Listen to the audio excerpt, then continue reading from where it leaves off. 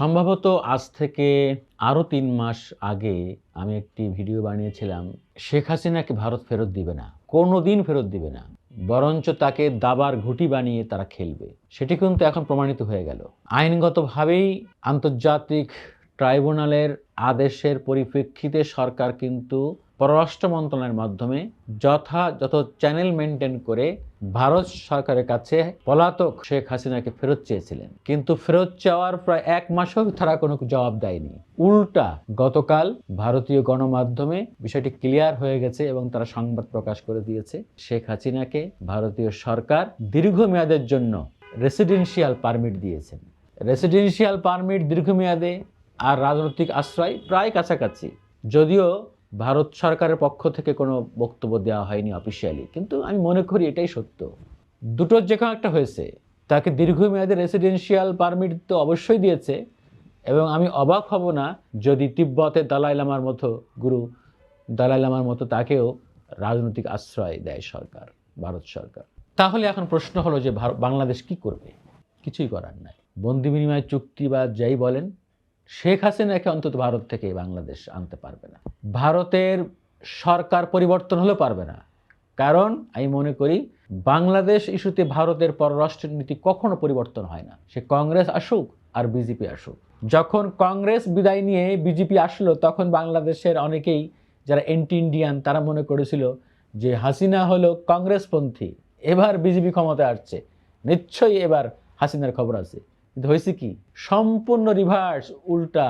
যে কংগ্রেসের চেয়েও আরো 10 ধাপ এগিয়ে মোদী সরকার হাসিনার সাথে সম্পর্ক করেছে বাংলাদেশ প্রশ্নে। কারণ বাংলাদেশের সৃষ্টি জন্মেই থেকেই ভারতের যে একটা উদ্দেশ্য ছিল যে এই দেশটাকে গোলাম বানিয়ে রাখা, পশ্চিম পাকিস্তান থেকে মুক্ত করবে, স্বাধীন করবে তাদের স্বার্থে, কিন্তু এটাকে একটা সিকিম বানায় রাখা, এটা একটা অঙ্গরাজ্য বানায় রাখা। তারা তো চেয়েছিলেন যে বাংলাদেশে যাতে স্বাধীনতার পরে কোনো সেনাবাহিনী গঠিত না হয়, কিন্তু পারেন। তারা চেয়েছিল বাংলাদেশে ভারতীয় সেনাবাহিনী মোতায়েন রাখতে। স্বাধীনতার পরে এটি রাখলে আর বাংলাদেশ স্বাধীন হিসাবে স্বীকৃতি লাভ করতে পারে না।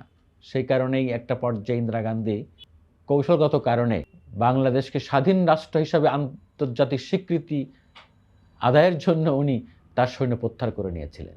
আর সব ইতিহাস জানা আছে। একেবারেই মুক্তিযুদ্ধের পর থেকে ভারত কিন্তু অদ্যাবধি 54 বছরের বাংলাদেশে একের পর এক প্রত্যেকটি সরকারকে নিয়ন্ত্রণ করতে চেয়েছে। হয় তার দলদাস ব্যক্তিকে ক্ষমতায় বসিয়েছে, অথবা দলদাস সরকার ক্ষমতায় বসিয়েছে। যখন যেই সরকার ক্ষমতার কথা শুনতে চায়নি, তখন তার ঘাটটা মটকায় ধরেছে বা তার হাত ছেড়ে দিয়েছে। এখন কথা হলো যে আমরা তো এই 24শে যে জুলাই আগস্টের যে গণ অভ্যুত্থান, এটা যে জন আকাঙ্ক্ষা, এই আকাঙ্ক্ষার মূল হলো যে বাংলাদেশ তো আমরা বাংলাদেশী হিসাবে আমরা মাথা উঁচু করে স্বাধীন জাতি হিসাবে দাঁড়াতে চাই। আমরা কারো গোলামি করতে চাই না।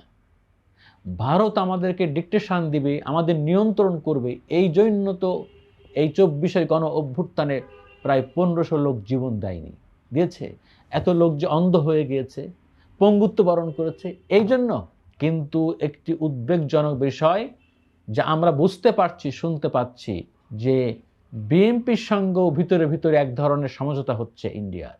যদি সত্য হয়ে থাকে, তাহলে আমি মনে করি বিএনপির সামনে যে সুযোগ সৃষ্টি হয়েছে বাংলাদেশের জনমানুষের দল হিসাবে জনগণের সমর্থন নিয়ে ক্ষমতায় আসার এবং ক্ষমতায় থাকার, সেটি কিন্তু অনেকটা দুর্বল হয়ে যাবে। এই পররাষ্ট্র নীতি যদি বিএনপি বিশ্বাস করে, তাহলে আবারও ভুল করবে। কারণ ভারত বুঝে গেছে যে আগামীতে ভোট হলে বিএনপি অনায়াসেই ক্ষমতায় আসবে, তাহলে তাদের সাথে একটা সিক্সফায়ার করতে হবে। আমি মনে করি যে ভারত না, যেই ভুল আওয়ামী লীগ করেছে যে ভারত আমাদের ক্ষমতায় রাখতে পারেনি, কিন্তু আল্লাহর ফাইসাল্লাহ হয়ে গেছে। 5ই আগস্ট কিন্তু বিদায় নিতে হয়েছে। একটি অবিশ্বাস্য পলাতক, একটি অবিশ্বাস্য বিদায় কেউ কল্পনাও করে নাই। যারা আওয়ামী লীগের চরম শত্রু, সেও কল্পনা করে নাই যে আগস্ট মাসের 5 তারিখে হাসিনার পতন হয়ে যাবে। কিন্তু এই সিদ্ধান্ত ছিল মহান আল্লাহ পাকের। বিএনপি এত বড় বড় আন্দোলন করেছে, এত গণজমায়েত করেছে, আওয়ামী লীগকে টলাতে পারেনি।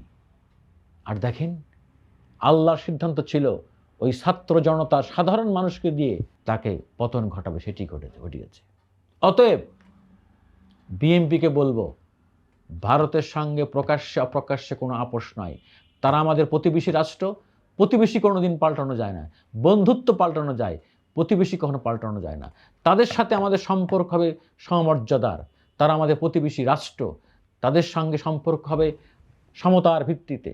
কেউ প্রভু কেউ দাস এটি না, তারা একটি স্বাধীন রাষ্ট্র, তারা একটি বৃহৎ রাষ্ট্র, তারা সুপার পাওয়ার রাষ্ট্র, আমরা একটি স্বাধীন রাষ্ট্র, আমরা একটি গণতন্ত্রকামী, আমরা একটি উন্নতির পথে এগিয়ে যাওয়া রাষ্ট্র। যার যার জায়গায় সে থাকবে। দাসখত দিয়ে যদি থাকার চিন্তা করেন ক্ষমতায় বা আসার চিন্তা করেন, তাই আমি বলবো ওই পিনাকিদা যেভাবে বলেছে আমি সেটি বলতে চাই, তাহলে কিন্তু আপনাদের যেই সংখ্যক আসন পেয়ে ক্ষমতা আসার কথা তার চেয়ে কিন্তু আপনাদের আসন কমে যেতে পারে। ইভেন আপনারা ক্ষমতা আসার পরে অনেক ঝুঁকির মধ্যে পড়বেন। প্লিজ দয়া করে কারো ফাঁদে পা দিবেন না। আমি মনে করি আপনারা দেশ মাতৃকতার দল, দেশকে ভালোবাসুন। আর বিএনপির ভারপ্রাপ্ত চেয়ারম্যান তারেক রহমান তিনি তো আগের চেয়ে অনেক প্রাজ্ঞ বিজ্ঞ এবং তার মধ্যে অনেক বড় দেশপ্রেম। আমি মনে করি আর কেউ ভুল করলে তিনি ভুল করবেন না। আমার কথা শুনে আমার ভারতীয় অনেক বন্ধুরা তারা রুষ্ট হতে পারেন। আমি জানি যে আমার ভিডিও দেখে তারা অনেকেই হয়তো ক্ষুব্ধ হন, কিন্তু আমি মনে করি দেখেন, আপনাদের সঙ্গে যখন আমি কথা বলেছি, আমি কিন্তু এই কথাগুলো শুরু থেকে বলেছি যে আপনারা আপনাদের দেশটাকে যেভাবে ভালোবাসেন সেই ভালোবাসা আমাদের শেখান। বলি না আপনাদেরকে? মনে করে দেখেন। আপনারা হয়তো বলবেন যে জাহাঙ্গীর এখন ভারতের বিরুদ্ধে কথা বলে। ভারতের বিরুদ্ধে কথা বলি না, এটি স্বাধীন বাংলাদেশের নাগরিক হিসাবে যেভাবে কথা বলা দরকার সেভাবে কথা বলি। আমাদের তো কষ্ট হয়, দুঃখ হয়। আপনারা যেভাবে বাংলাদেশকে নিয়ন্ত্রণ করেছেন, কি দুর্ভাগ্য আমাদের, কি হতভাগ্য জাতি আমরা। আমার দেশের এমপি কী হবে, মন্ত্রী কী হবে, সচিব কী হবে, তারা এইসব পদে যাওয়ার জন্য আপনাদের কাছে ধর্ণা দিয়েছে, দিনের পর দিন লাইন দিয়েছে। এগুলো দেখেছি তো চোখের সামনে। আমার কিন্তু কষ্ট হতো, রক্তক্ষরণ হতো, এবং কিন্তু আমি আপনাদের শেয়ার করতাম, বলতাম যে আমরা কিন্তু এই বাংলাদেশ চাইনি। মনে করে দেখেন, আমার এক ভারতীয় কূটনীতিক, খুবই ঘনিষ্ঠ পারিবারিক সম্পর্ক, তিনি এখন মধ্যপ্রাচ্যে তার পোস্টিং, অনেক বড় পদে আছেন। ঢাকায় আরও অনেক আমার ভারতীয় বন্ধুরা আছে, একেবারেই পারিবারিক সম্পর্ক, কিন্তু কখনো তারা জানে যে আমি কীভাবে করতাম। আমি এখনও যে হয়তো এখন ভিডিওতে কথা বলছি এভাবে প্রকাশ্যে, আর তখন কথা বলেছি ঘরোয়া বৈঠকে, মিলান, আমার কথা কিন্তু একই। আমি কিন্তু তখনও আপনাদের সাথে এভাবে কথা বলেছি যে পিপল টু পিপল কানেকশন করেন। আপনাদের রং পলিসি, আপনাদের হিন্দু বৌদ্ধ খ্রিস্টান ঐক্য পরিষদ, আপনাদের বিভিন্ন কুটারি সোর্স বানানো ত্যাগ করেন। আপনারা বাংলাদেশের জনগণের সাথে সম্পর্ক তৈরি করেন। আপনারা একমত হয়েছেন, জানি না মন থেকে হয়েছেন কিনা, কিন্তু আপনারা তো একমত হয়েছিলেন যে হ্যাঁ এটাই করার দরকার। আমি বলেছিলাম যে আপনারা যেভাবে ভারতকে, আপনার দেশকে ভালোবাসেন, সেই ভালোবাসা, সেই দেশপ্রেম আপনারা এখানে রপ্তানি করেন। আমি বলেছিলাম আপনাদেরকে যে আমরা যদি বাংলাদেশের মানুষ কষ্টে থাকি, ভালো না থাকি, তাহলে আপনারা ভালো থাকতে পারবেন না। কারণ পাশের বাড়ি যদি সন্ত্রাসী মাস্তান হয়ে যায়, না খেয়ে থাকে, কষ্ট থাকে, আপনি ভালো থাকবেন না কিন্তু। তাই বলেছিলাম যে বাংলাদেশের এই তারুণ্যের শক্তিকে আপনারা বড় হতে দেন, আমরা আমাদের দেশটাকে ভালোভাবে সামনে এগিয়ে নিয়ে যাই। আপনারা আমাদের প্রতিবেশী হিসাবে প্রতিবেশীর সাথে সম্মানজনক আচরণ করেন। আপনাদের সমর্থন নিয়ে, আপনাদের ভয়ে ভীত হয়ে ক্ষমতায় আসতে হবে, থাকতে হবে, এই কালচার থেকে বেরিয়ে আসেন। আপনারা বাংলাদেশটি তার নিজের পায়ে দাঁড়াক, গণতান্ত্রিক রাষ্ট্র হয়ে উঠুক, সেটি কামনা করেন। আমি এখনও বলি এটাই করেন। আপনারা যদি আগের চিন্তায় থাকেন, আমি তো বলেছিলাম কিন্তু যে আপনাদের বিগত 50 বছরের পলিসি ভুল, মিলাই দেখেন, আপনাদের সাথে কতবার বলেছি, একমত হয়েছিলেন কিন্তু। বাংলাদেশ একটি মর্যাদাশীল রাষ্ট্র হয়ে উঠুক, বাংলাদেশ উত্তরোত্তর গণতন্ত্রের পথে যাক, এবং আপনারা বাংলাদেশ জনগণের সাথে সম্পর্ক তৈরি করেন, দেখবেন সত্যিকার অর্থে আপনারা আমাদের বন্ধুপ্রতিম রাষ্ট্র হয়ে গিয়েছেন।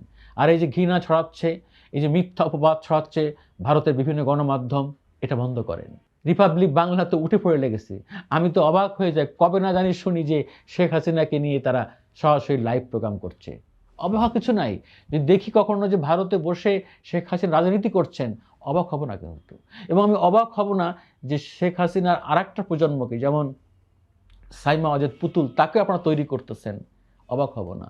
আমি অবাক হব না যে আপনারা নানান রকম প্রেশার ক্রিয়েট করে আগামী নির্বাচনে শেখ হাসিনাকে আপনারা নির্বাচনে অংশ নেওয়ার সুযোগ করে দেওয়ার জন্য নানান রকম কিন্তু প্ল্যান হতে পারে। পুনর্বাসন করার। আমি বলবো যে আপনারা একটা জিনিস আপনার বাংলাদেশের কাছে প্রত্যাশা করেন, যে যাতে শেখ হাসিনার প্রতি ন্যূনতম অবিচার না হয়, যাতে আইনের মাধ্যমে, আমরাও চাই যে শেখ হাসিনা না, আওয়ামী লীগের কোনো নেতা কর্মীর প্রতি যেন ন্যূনতম অবিচার না হয়। তারা যে যতটুকু অন্যায় করেছে সেই অনুযায়ী তথ্য প্রমাণের ভিত্তিতে তাদের শাস্তি হোক।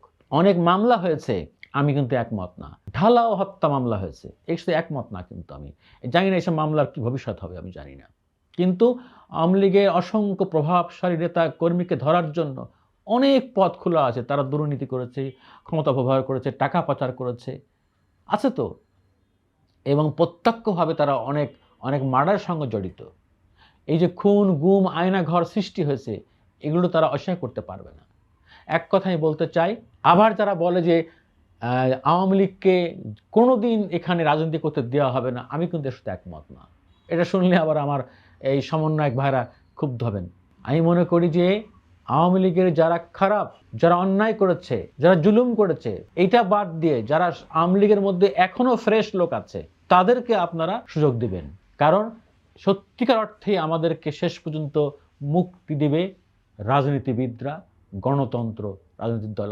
আমাদের যেসব ভুল অতীতে হয়েছে সেগুলো সংশোধন করে, কারেকশন করে আমাদেরকে সামনের দিকে এগিয়ে যেতে হবে। আমি আশা করব বিএনপি সহ বিভিন্ন রাজনৈতিক দল তারা দূরদৃষ্টি বজায় রেখে ভারতের সঙ্গে সম্পর্কের প্রশ্নে তারা আগাবেন। আমি আশা করব শেখ হাসিনার বিষয়ে আপনারা সর্বোচ্চ সতর্ক থাকবেন, না হলে কিন্তু আমাদের এই যে বিপ্লব, এই আন্দোলন, এসব কিন্তু বিফলে যাবে। আল্লাহ হাফেজ।